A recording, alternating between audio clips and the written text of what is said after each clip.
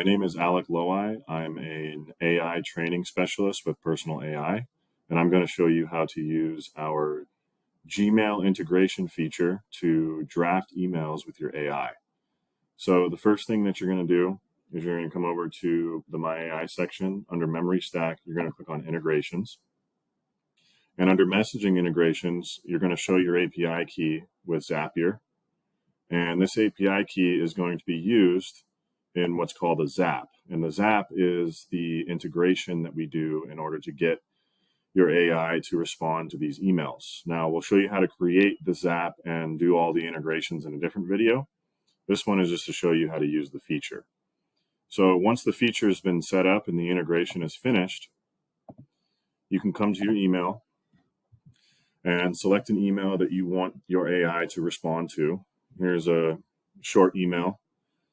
I'm going to click on the star button here. And once I click on that star button, within a few seconds, what will happen is a drafted email will pop up in my draft inbox in response to the email that I starred there. So I can either edit the email or I can choose to send it however I want. And once the email has been starred and the response has been sent and generated, you can go back to your Personal AI account on our web app, and you can see the email be displayed on our interface here.